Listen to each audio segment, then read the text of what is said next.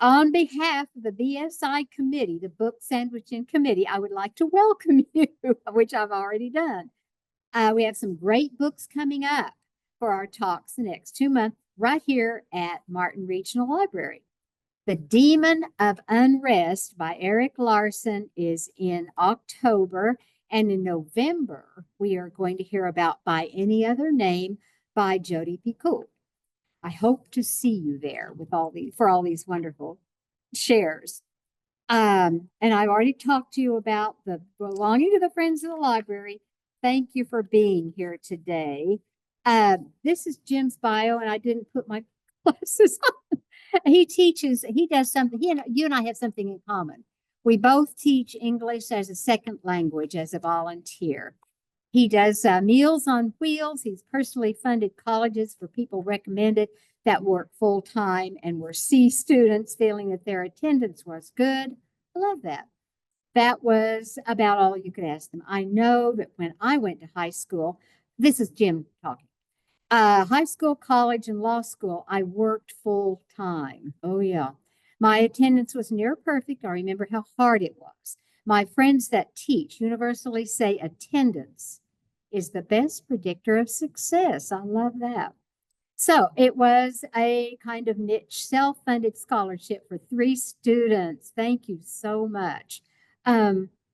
He was asked, I guess as an attorney, you were asked to investigate that massacre in El Salvador by a Spanish language magazine. The massacre was denied by our government. Wow, it was El Mozote, Campesino.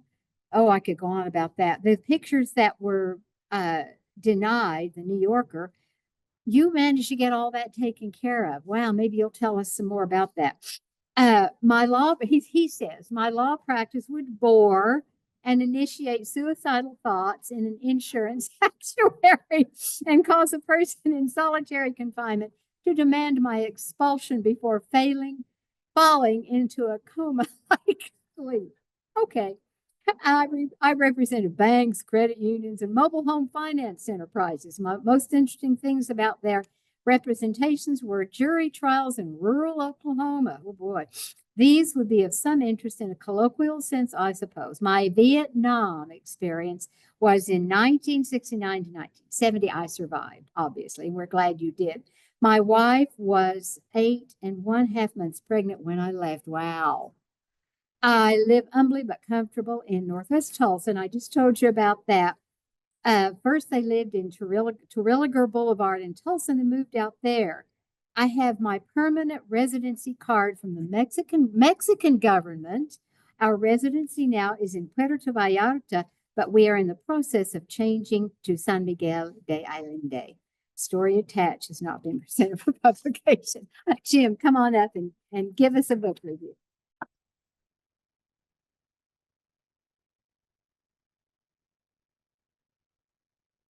Well, maybe they would edit that down a little bit. I didn't mean to do all that.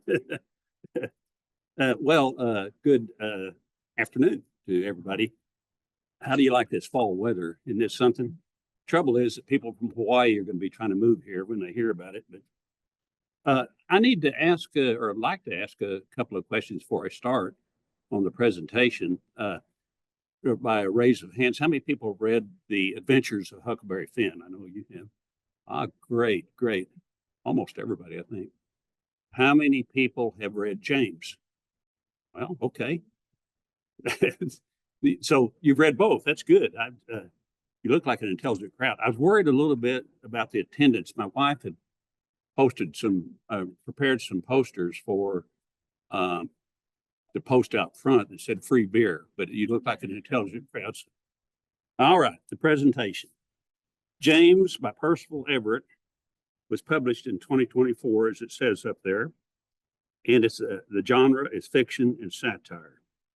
The book starts off this way. Those little bastards were hiding out in the tall grass. The moon was not quite full, but bright, and it was behind them. So I could see them as plain as day, though it was deep night. Those white boys, Huck and Tom, watched me. They were always playing some kind of pretending game where I was either a villain or a prey. but I was always her toy. So begins the book of James by Percival Everett. The hook in the book was not the words used, in my opinion, the situation described, nor the plot. It would be the reader's understanding that this is no longer Jim, the obedient and obsequiously humble slave, but largely the same plot and story of the adventures of Huckleberry Finn. It is retold by a person named James. By the way, I've watched a whole bunch of Percival Everett's appearances on TV and interviews, and he seems to me to be a delightful person, obviously a very smart guy, and I would really like to know him. I think we would be friends. Well, until he hears my criticism of his book, but he goes on to say that Percival Everett says that he says it wasn't a retelling as much as it was a reimagination from the standpoint of James. And when I say Jim, I'm talking about Huckleberry Finn's book. Normally, sometimes I interchange the words, but when I say James, I'm talking either about the book or the character in the book, James. It was retold, this is a person who does not remotely resemble the Jim of Huckleberry Finn. It becomes quickly evident that James is highly educated and, frankly, a bitter man. The tide the reader rides from that point is elevated by the interest of the individual reader as to what would have such a man done under the circumstances James finds himself. Author's background. Percival Everett, there he is, handsome fellow. Percival Everett is an accomplished writer, having published 30 books. He is a distinguished professor of English at the University of Southern California. He is a Pulitzer Prize winner for his book.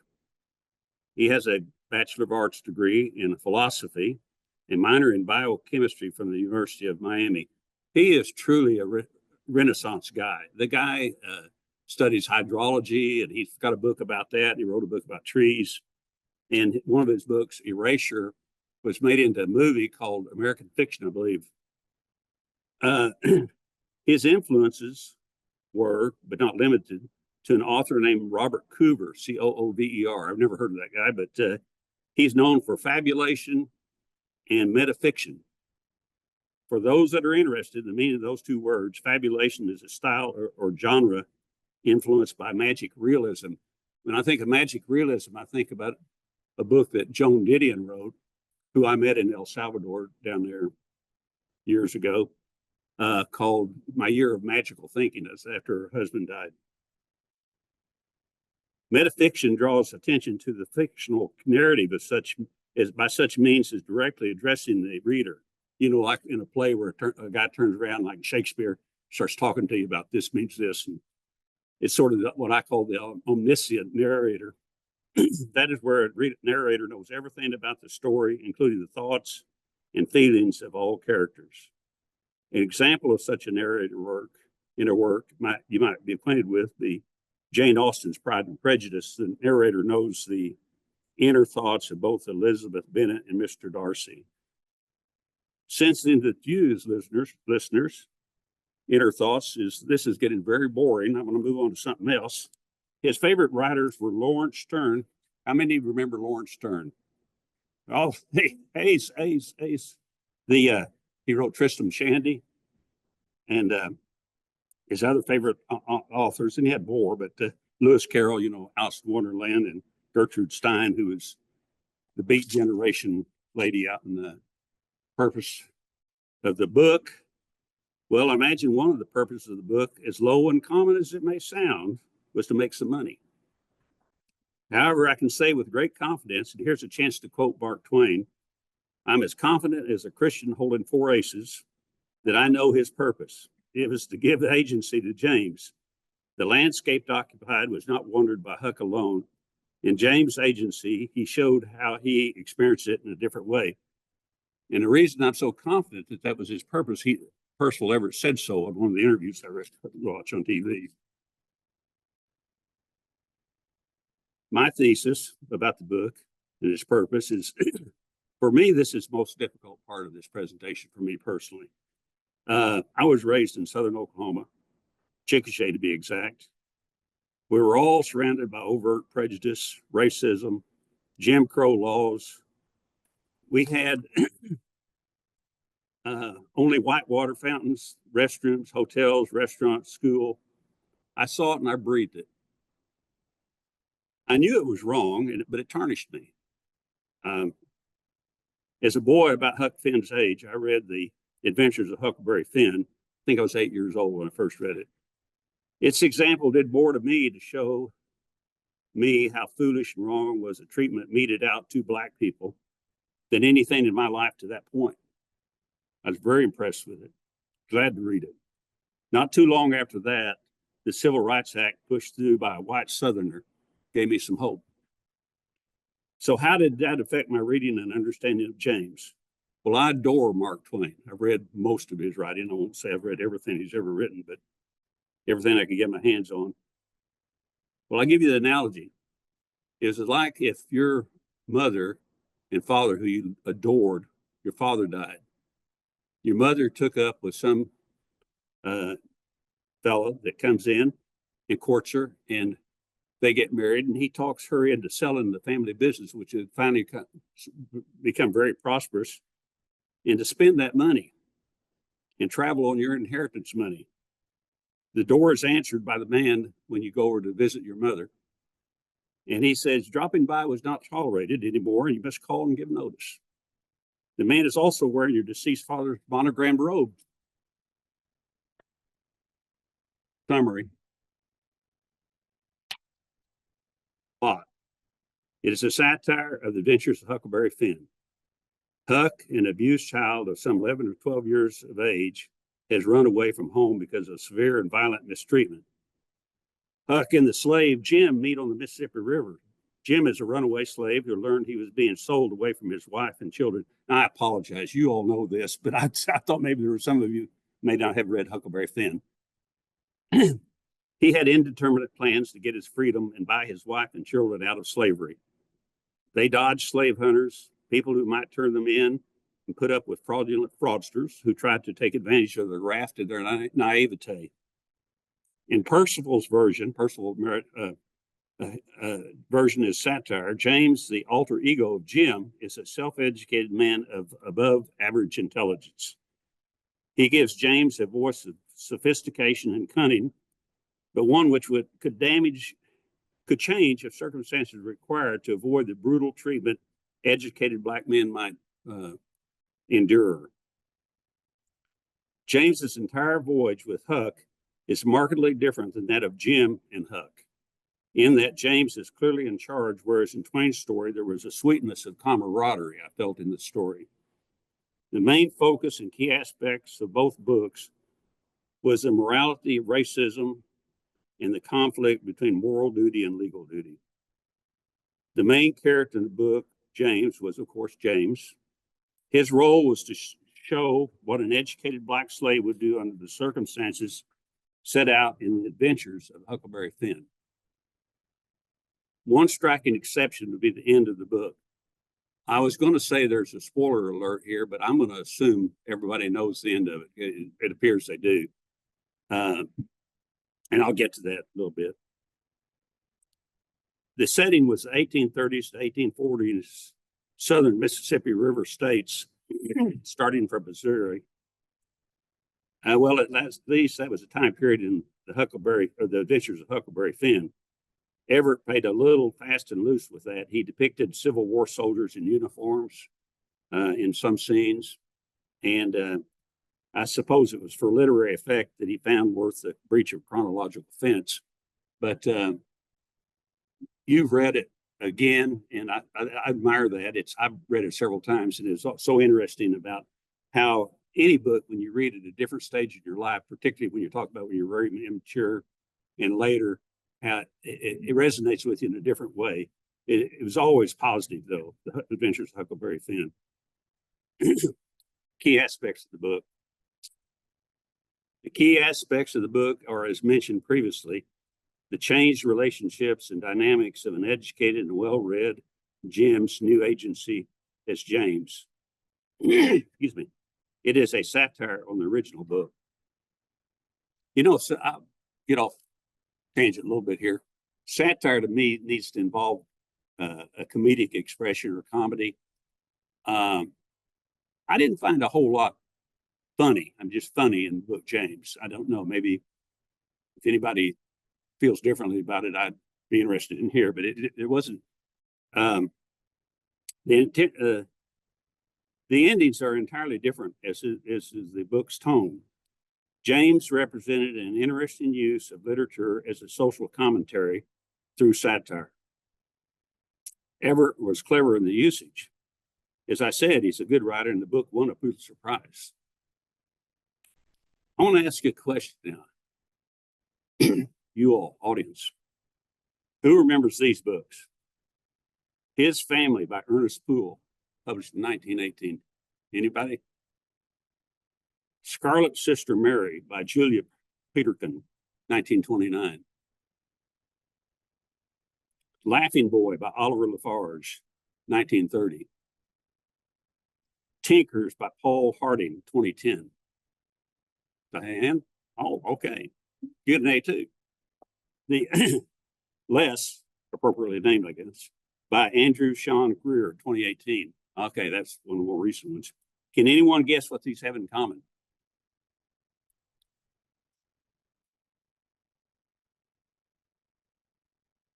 Well, that might be another A, but they all won the Pulitzer Prize for literature. Yeah. So whatever that tells you, it tells you that they had to. I was actually my timer here. I did trying to stay within that half-hour period. I told Ross, I said, these don't look like people that have jobs, but some of them might. She says, there's one lady over here did, but anyway. Okay, weaknesses. I should have said weaknesses and strengths, but some examples of weaknesses in literature to me is a book that has plot holes, weak character development, or a predictable ending. I saw no plot holes. The character development was mainly aimed at James. It could be supposed that the spotty character development of Huck was based on the assumption that Huck's character was fully developed in Twain's novel, and that the reader had either read the novel or knew enough about it that they knew Huck as a person. The book certainly did not have a predictable ending. A book could nail all three of these tests and still be less than strong. The question here is, does the book qualify as a great book? The book is very well written by a scholarly great writer.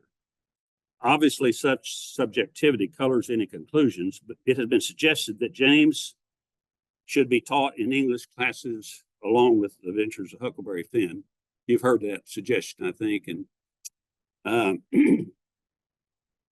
that would inherently raise James to the plane of the father of the thought of Twain's book, which bothers me a little bit.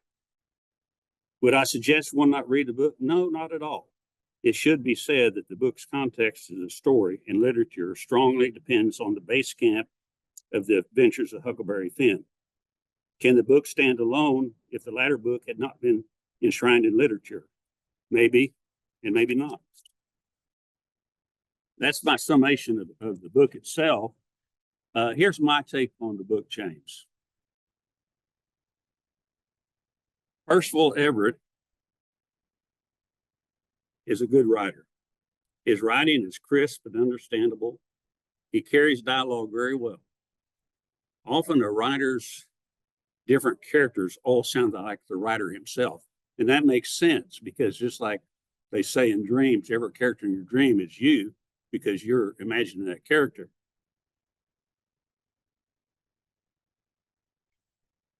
Percival Everett didn't do that. His characters all have a identity of their own. I think he's to be complimented about that.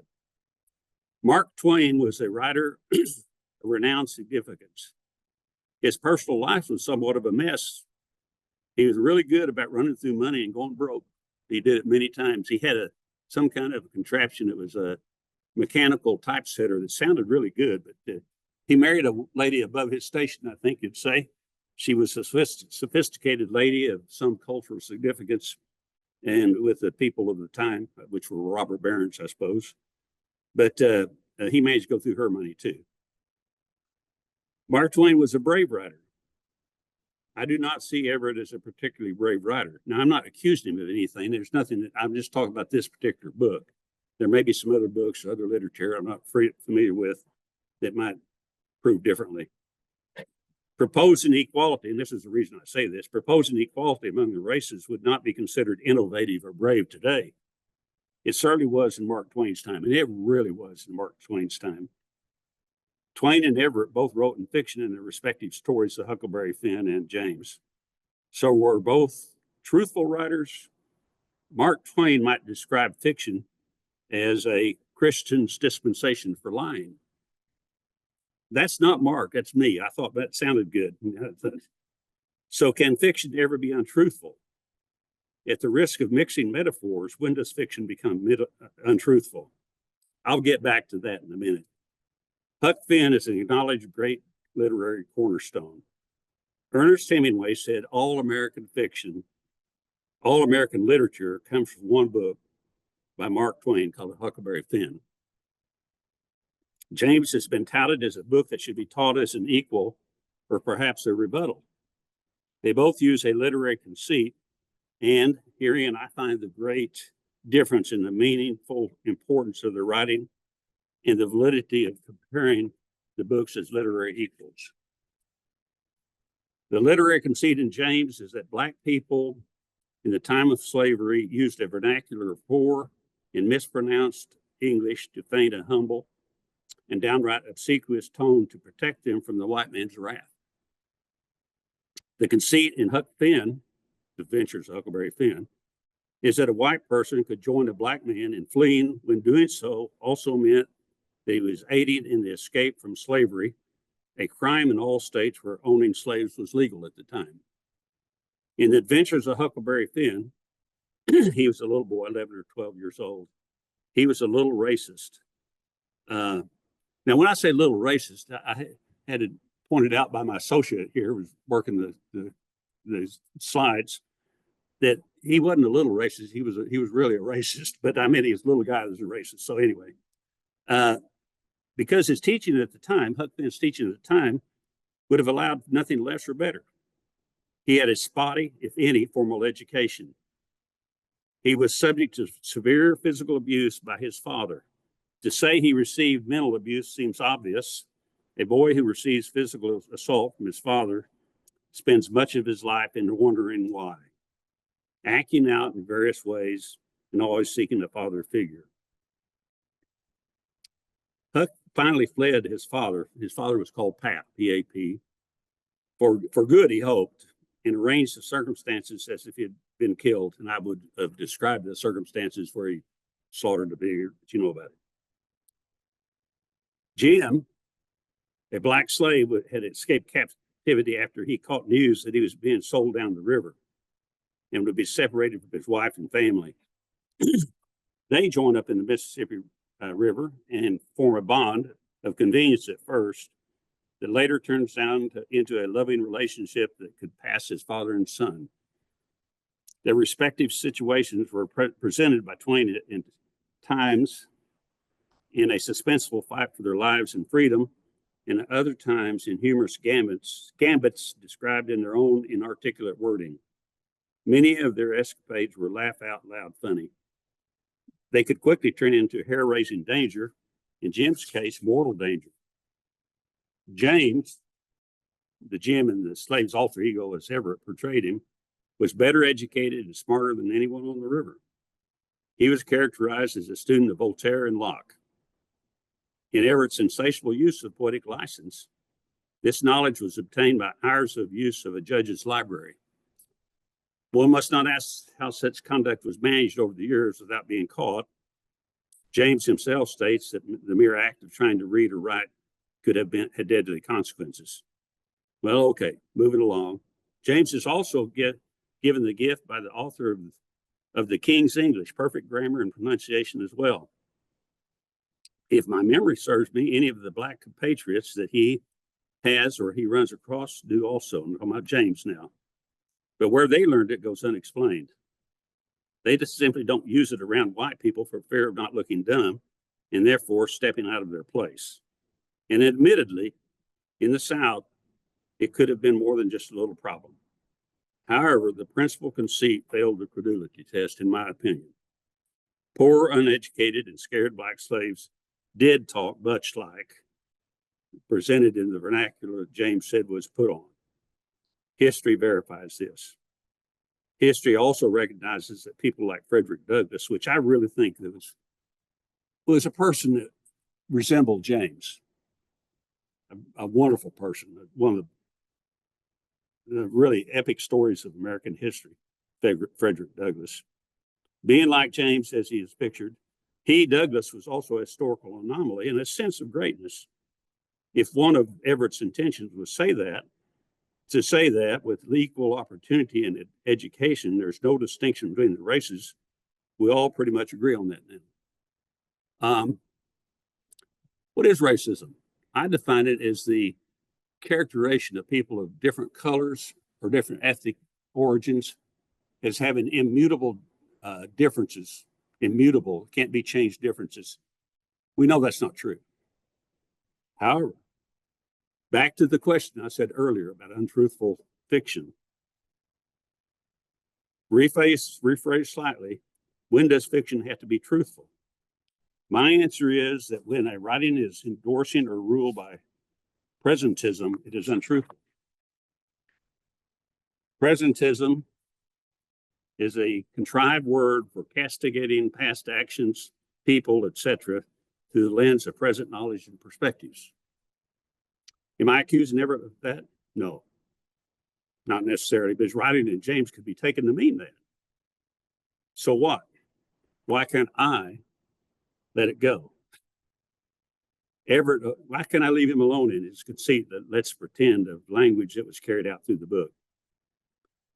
Everett's once upon, this would have been a spoiler alert, but I don't need to with an educated audience.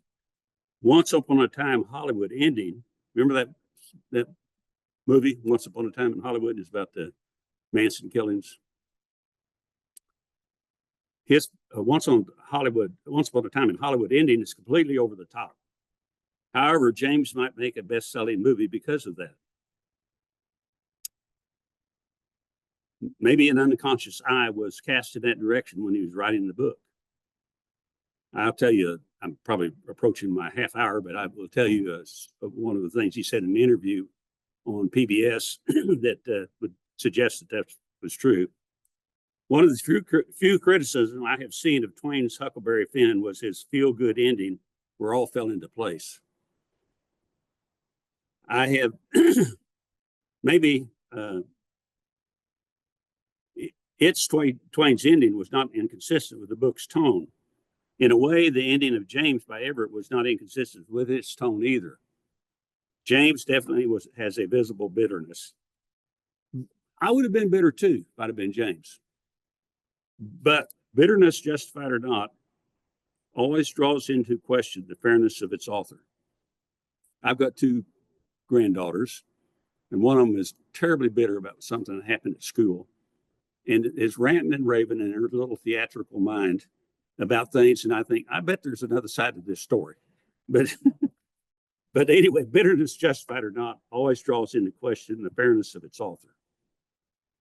It is mine and others' opinions that the Adventures of Huckleberry Finn did a great deal to make people look at racism critically. Can that be said of James? Do I recommend it? I do not see what it would mean if you have not read Huckleberry Finn. The suggestion that should be taught in conjunction with Huckleberry Finn begs the question, to what purpose? But in comparison to the Adventures of Huckleberry Finn as an historical moment in literature, it falls short of the competence of Huck and Mark, in my opinion. Now, I will say there's all sorts of ways to analyze the book as a good read for people. And I think some of the different approaches, and I will go to the question and answer anytime you'd like, but some of the things, if you like the book, James, that's good enough. Did it entertain you? Did you pick, spend some happy time? That's good enough. I was asked to write this, and so I had to get a little scholarly maybe to try it. But if it's just entertainment, that's good enough. That's number one. Two, it could be educational. That's good too. It brings in new ideas, inventions. Is it constructive? All under education. Three is literature. It's artistry. Some books have an artistry about them. You read them and you just like the way the phrase is, putting together words when they come out. You always think, I wish I'd have said that. The suggestiveness, not talking about rebel things here, but it suggests ideas. Spiritual value, permanence, style. Speaking of terms, one more thing. One of my favorite authors of all times was W. Somerset Maugham. I think I read all of his short stories. He was asked to read a book to review it, and he said, some of the critics claimed that with this first novel, the author had sprung into the first rank of English novelists. Others reviled it. I did not read it. This is Somerset talking. I have learned by experience that when a book makes a sensation, it is just as well to wait a year before you read it. It is astonishing how many books then you do not read at all.